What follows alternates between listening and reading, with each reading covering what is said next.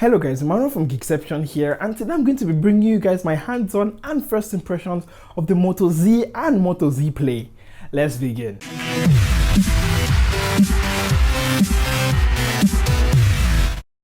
And welcome back guys. Now I was present at the Malaysian launch event of the Moto Z and Z Play as well as the Moto Mods, and I shall be bringing you guys what I feel and what I observe about the Moto Z series. Starting off with the Moto Z, well, it is a very crazy thin device, like no headphone jack level thin.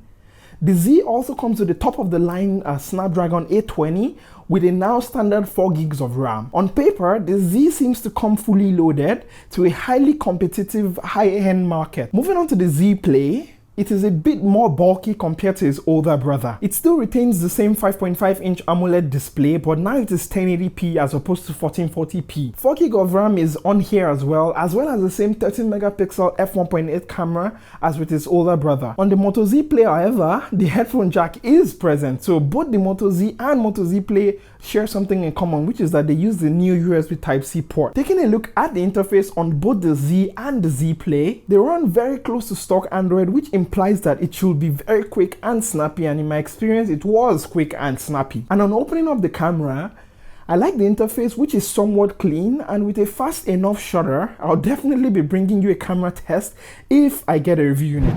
If I get a review unit. On both devices, there's a fingerprint scanner present, and while it looks like a button, you cannot actually press it. Also, for both devices, the back is a fingerprint magnet, and be prepared to wipe that thing multiple times a day, and I spent lesser than a day with it, and I wiped it so many times. Moving on to Moto Mods. These are add-ons you can attach to the phone's round back through the use of magnetic ports. The main aim is to provide some sort of modularity to both devices, and there are cases you can actually attach to the back of the devices to change the look, which I think is very sweet, as well as mods that actually add features to the phone, which is nice, and I'm getting there. Now, first up for those functional mods is the Hasselblad mod, which gives the phone 10 times optical zoom, which I think is pretty cool. I like the controls and simplicity that this affords you as opposed to, you zooming out and actually losing detail. Next up is the Incipio battery pack that adds an extra 2200 mAh to the total battery life, which is pretty neat. There's also a projector mod that enables you to project what is currently on your screen via the projector on the mod. I tried it, and while it might not have the highest resolution, it's a pretty cool idea in my own opinion. Now, rounding up the mods is the JBL speaker mod, which provide extra oomph when it comes to sound. And on testing it at the event, this audio mod definitely gets very loud. A huge factor that comes to the adoption of the mods, however, is the price. And I feel the high price points of the mod has the tendency to discourage most people, as I personally feel it is quite high. Do let me know down in the comment section below what you feel about the prices of the mods, and if you were to get a Moto Z or Moto Z Play, is it something you would look into buying? Let me know down in the comment section below. As for my first impressions of both devices and the mods, I'll say that I love the fact that the phones could be modded to add features that were not present originally when the device were created.